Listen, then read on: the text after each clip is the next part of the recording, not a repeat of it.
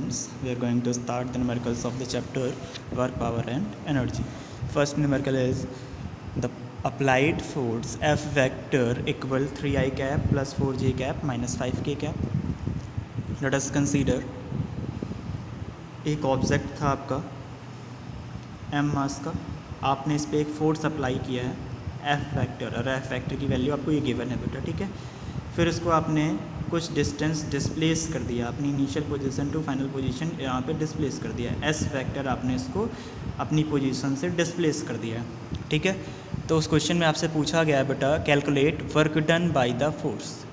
Work done by the force, angle between force and displacement, और last projection of force F on S, ठीक है।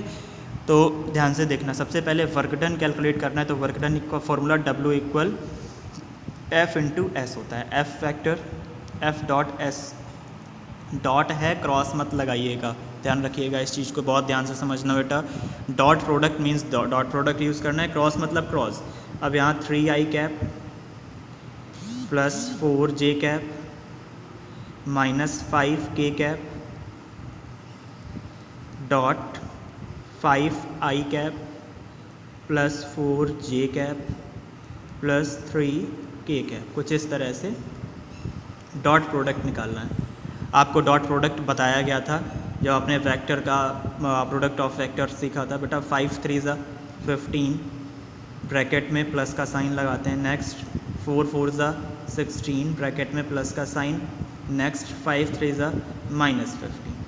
अब ध्यान से समझना बेटा, यहाँ पे क्या आ जाएगा, 15 प्लस 16 माइनस 15, माइनस 15 से प्लस 15 कैंसिल, आंसर आपका कितना आ जाएगा, 16, ठीक है बेटा।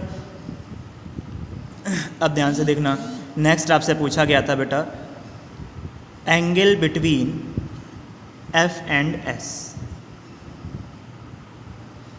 Angle between F and S, F और S का एंगल बताना था आपको। तो यहाँ पे क्या आ जाएगा, W इक्वल F वेक्टर, यहाँ पे आपका क्या था बेटा, vector form, F vector dot S vector. और जैसे ही आपको मैग्नीट्यूड लिखना है ओनली, तो यहाँ पे क्या आ जाता है आपका FS cos थीटा। क्या आ जाता है बेटा, FS cos थीटा। अब ध्यान से देखना, ये जो आपने सॉल्व करके निकाला है 16, ये आपका क्या आ गया है, FS आया है। तो यहाँ पे क्या लिख देंगे, cos theta equal W upon या पहले F वेक्टर का मैग्नीट्यूड और S वेक्टर का मैग्नीट्यूड कैलकुलेट कर लेते हैं, ठीक है बेटा। यहाँ पे क्योंकि अभी आपने क्या लिखा है, वेक्टर फॉर्म, यहाँ पे दोनों का वेक्टर फॉर्म था, यहाँ मैग्नीट्यूड फॉर्म है। जब तक cos थीटा नहीं यूज़ किया गया था तब तक वो वेक्टर फॉर्म में थे।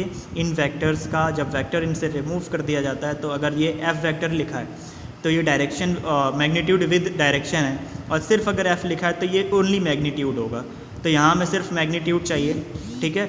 W अपॉन होगा क्या, cos थीटा इक्वल FS। अब F का मैग्नीट्यूड ऑफ F, तो F मॉड कर लेते हैं।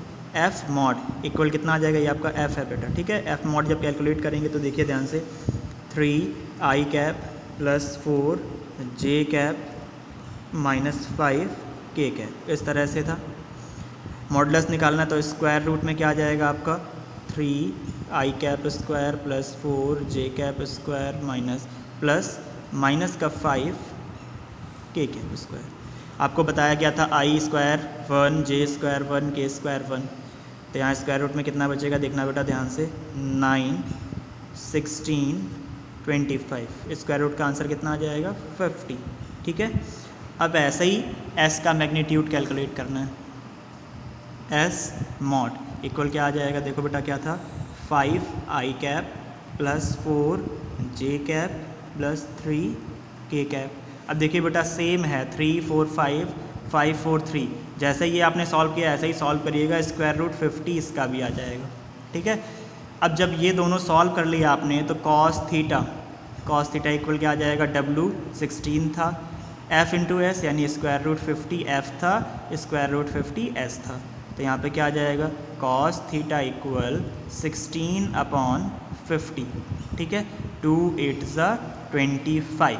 अब देखिए यहाँ से 25 से 8 को डिवाइड कराएंगे तो 25 0 का 0 डेसिमल लगाइए 80 हो जाएगा, 25 2 50, 3 75, 3 75, 5 रिमेन बचेगा 0.32 और cos थीटा इक्वल आपका क्या है 0.32। ये वैल्यू किसकी होती है, अब ध्यान से समझना, cos थीटा की वैल्यू कितनी आ चुकी है 0.32। यहाँ से जब थीटा कैलकुलेट करना है तो क्या आ जाएगा बेटा cos इनवर्स 0.32।